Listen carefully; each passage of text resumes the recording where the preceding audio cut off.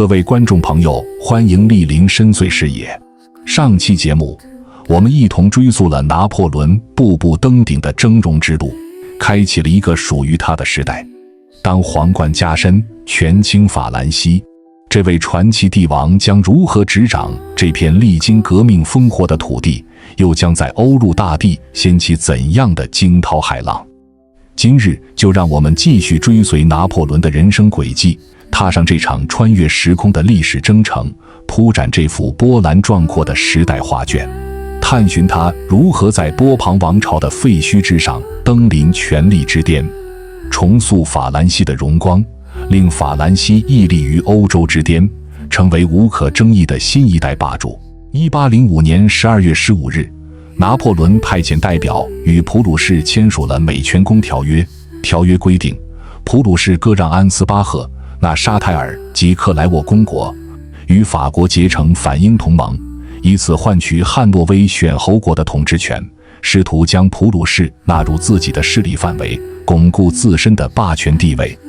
1806年2月25日，普鲁士正式同意该条约，吞并汉诺威，并开始对英国实施贸易制裁，加入大陆封锁体系。7月12日，拿破仑决定组建莱茵邦联，初期得到了普鲁士的支持。普鲁士希望通过支持拿破仑，获得更多的利益，提升自身在德意志地区的影响力。但普鲁士王后很快发现，拿破仑并无让普鲁士主导莱茵邦联的意图，反而想将普鲁士彻底纳入自己的掌控之中，成为法兰西帝国的附庸国。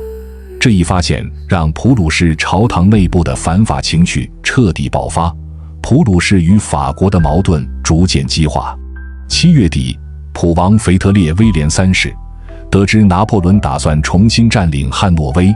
以此作为与英国谈判换取和平的筹码，彻底被激怒。汉诺威是普鲁士通过美权公条约换来的重要领土，拿破仑的这一决定彻底违背了条约精神，也严重损害了普鲁士的国家利益。普鲁士与法国的矛盾彻底激化，双方彻底决裂。1806年8月9日，普鲁士宣布全国总动员，集结兵力，准备与法国开战。同日，普王向沙皇亚历山大一世提出结盟请求，希望与俄国携手，共同对抗法国。随后，普王任命布伦瑞克公爵斐迪南为普鲁士军队总司令，同时要求萨克森选侯国与黑森佣兵立即动员部队加入反法阵营。至此，第4次反法同盟正式形成，一场新的欧陆战争即将爆发。拿破仑并未预料到普鲁士会突然背弃联盟，与自己反目成仇。9月初，得知普军向南推进至法国边境后，他立即打消了让法军大部队从德意志撤回本土的念头，下令召集1806年级新兵，扩充兵力，准备应对普鲁士的进攻，捍卫法兰西帝国的霸权。9月15日，得知普军进驻萨克森后，拿破仑正式下达行军命令，部署法军作战计划。奥热罗第7军、内伊第6军及贝纳多特第1军于10月2日前分别在法兰克福、纽伦堡和安斯巴赫集结，构筑防线。达武第3军及勒菲弗第5军于10月3日前在班贝格和科尼西斯获分集结，作为主力部队，随时准备发动进攻。苏尔特第4军于10月4日前在安贝格集结，支援主力部队作战。路易·波拿巴率领的荷兰王国军及莫尔杰第8军担任牵制部队，防止普军侧翼突袭，保护法军的补给线。9月25日，拿破仑离开巴黎，前往美因茨，亲自指挥法军作战。10月2日，抵达维尔茨堡，正式接管法军指挥权。他将法军分为3支并行的主力纵队，组成营方阵行军阵型。这种阵型灵活多变，便于快速推进，也便于应对敌军的突袭。法军快速向普鲁士与萨克森边境推进，力求快速突破普军防线，分割包围普军主力，将其彻底歼灭。10月7日，拿破仑下令法军进入萨克森领土，穿过图林根山脉的3处通道，向普军发动进攻，拉开了第4次反法同盟战争的序幕。10月9日，法军中路前锋贝纳多特第一军在施莱茨与普军遭遇，双方展开激战。法军凭借灵活的战术与高昂的士气击溃普军，迫使普军撤回奥马，取得了出战胜利。10月10日，法军左翼前锋拉纳第5军在萨尔费尔德与普军爆发战斗，经过激战，成功击溃普军，击毙普鲁士路易、斐迪南亲王，普军士气遭受沉重打击，战线开始后撤。10月11日，拿破仑得知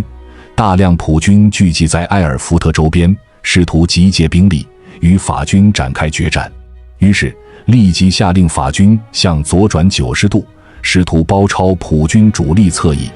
切断普军与柏林的联系，将普军主力围歼在埃尔福特周边，彻底击溃普鲁士的抵抗力量。随后，拿破仑下达具体部署，调整法军作战计划，拉纳第5军及奥热罗第7军前锋向耶拿推进，构筑进攻阵地；达武第3军作为中军，向瑙姆堡推进，切断普军的退路；贝纳多特第1军与缪拉骑兵军作为右翼，向蔡茨等地推进，牵制普军侧翼；苏尔特第4军、内伊第6军及帝国卫队主力跟随中路部队，随时准备支援各战场，确保战役的胜利。10月13日，拿破仑得知魏玛附近的普军主力正在向北撤退，试图摆脱法军的包围，于是立即下令主力部队朝拉纳所在的耶拿前进，防止普军后卫部队发动突袭，同时命令达武第3军与贝纳多特第1军向阿波尔达推进，准备从北面进攻普军左翼，形成合围之势。当日下午，拿破仑抵达耶拿，法军迅速控制了耶拿周边的部分高地，完成了作战部署，准备与普军展开决战。耶拿、奥尔斯塔特双重战役。1806年10月14日，10月14日清晨6时，正面战场率先爆发激战。拉纳军中的加赞师与续谢师向据守在科塞佩达村与克洛瑟维茨村的普军发动进攻，双方在村庄内展开激烈争夺，战况异常惨烈。普军凭借坚固的阵地顽强抵抗，法军轮番进攻，付出一定伤亡后，于上午9时成功攻占克洛瑟维茨村，迫使普军撤回科塞佩达村，依托村庄地形继续抵抗，试图拖延法军的进攻步伐。东面战场，苏尔特第4军的圣伊莱尔师意外与从多恩堡赶来的普军部队相遇，面对突发情况，圣伊莱尔师临危不乱，迅速重整阵型，向普军发动反击，凭借灵活的战术与强大的火力，成功击溃普军部队，并威胁到中路战场普军的侧翼，迫使中路普军向维尔岑海利根村撤退，打乱了普军的进攻部署，为正面战场的法军减轻了压力。与此同时，刚抵达战场的内伊元帅误判战场形势，认为法军正处于危急之中，若不及时发动进攻，将会被普军击溃。于是内伊未经拿破仑请示，擅自率领部队向普军发动冲锋。内伊军的冲锋势头迅猛，一度突破普军防线，给普军造成了巨大的伤亡，但也因孤军深入，陷入普军的包围之中，陷入险境，随时可能被普军围歼。拿破仑得知消息后，立即派遣拉纳军、奥热罗军与帝国卫队火速增援内伊军，经过激战，成功击退普军，救出内伊军，化解了这场危机。随后，拉纳元帅调整战术，命令部队散开，隐蔽在各个有利地形，向普军阵型发动远程射击，消耗普军兵力，避免正面强攻造成过大伤亡。待普军兵力消耗殆尽后，拉纳元帅下令部队发动正面进攻，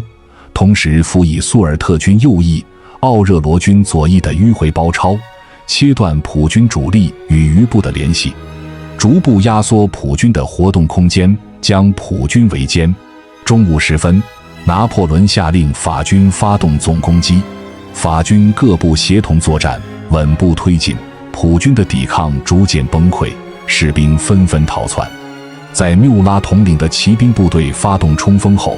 普军彻底陷入混乱，开始大规模溃退，再也无法组织起有效的抵抗。正面战场的普军主力彻底被击溃。之后，一支从魏玛赶来的5万普军援兵抵达战场，试图增援普军主力，挽回战局。但此时普军主力已被击溃，法军士气高昂，这支援兵刚抵达战场，就遭到拉纳军与圣伊莱尔师的猛烈打击，伤亡惨重。撤退途中，这支普军援兵被法军胸甲骑兵彻底击溃，几乎全军覆没，普军的最后一丝希望也彻底破灭。就在耶拿战场激战正酣之际，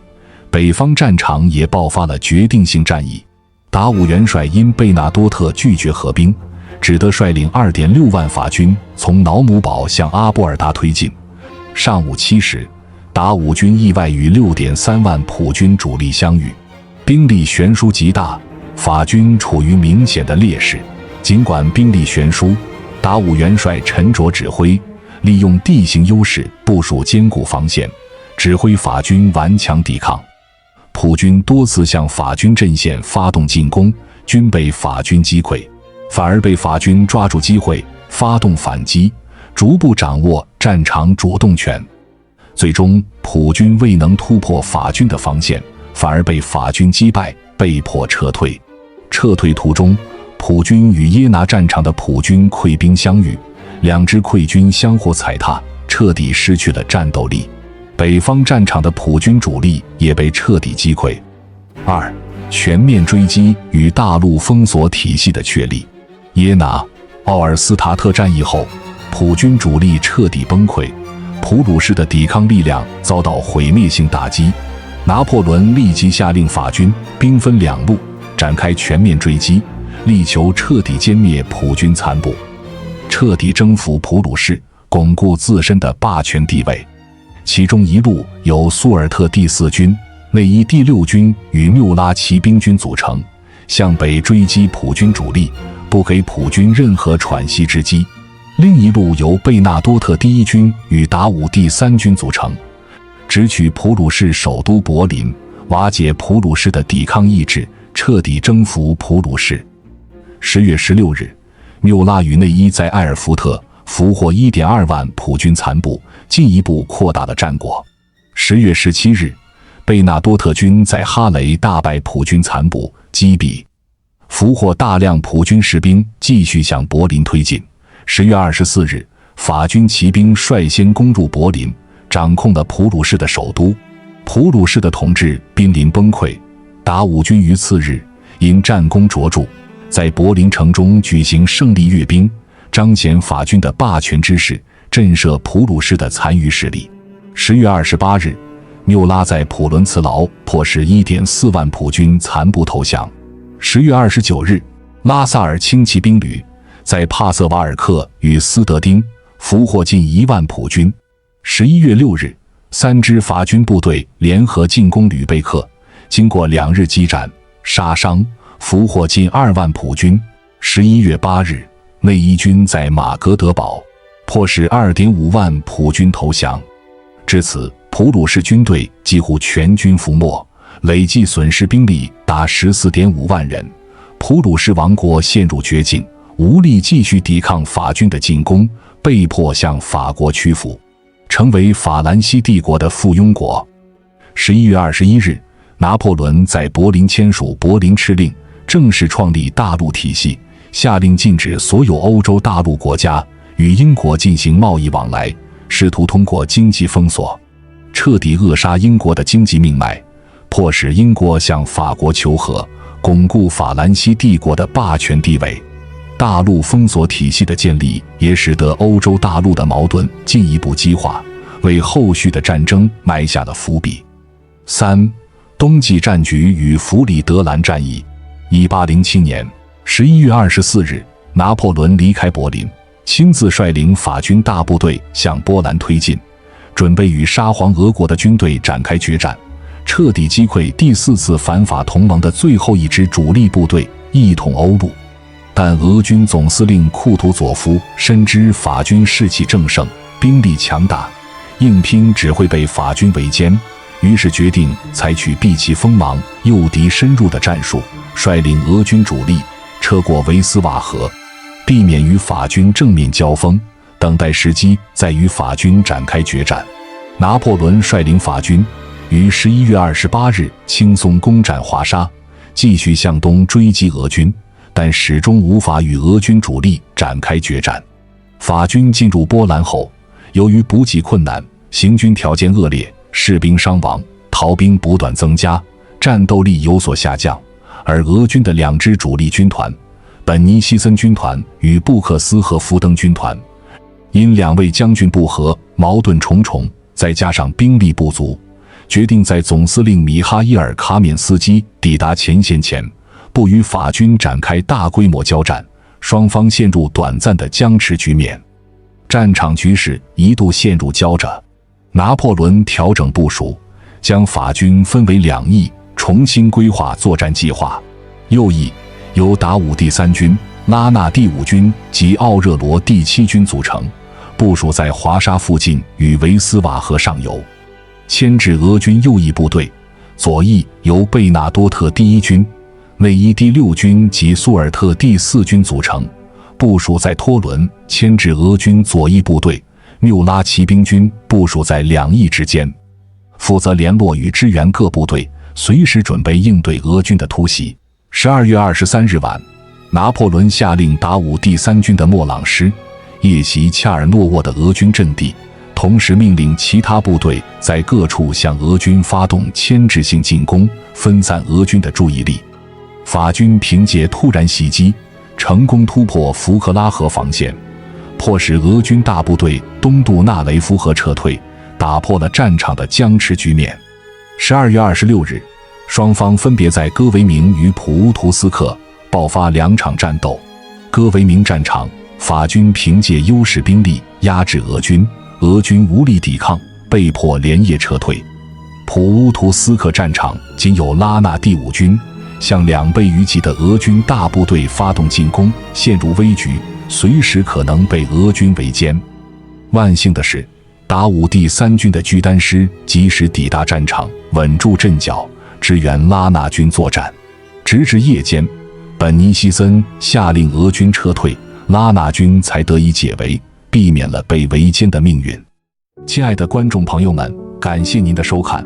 我是您的时光导航员劳伦斯，让我们一起探讨历史真相。以人为鉴，可以明得失；以史为鉴，可以知兴替。希望今天的分享能让您对拿破仑的一生有个全新的认识，让我们一起为了世界的文明与和平而努力。如果您喜欢这个视频，请点赞、订阅，并分享给更多历史爱好者。下期我们将探讨法国大革命如何重塑现代世界，敬请期待。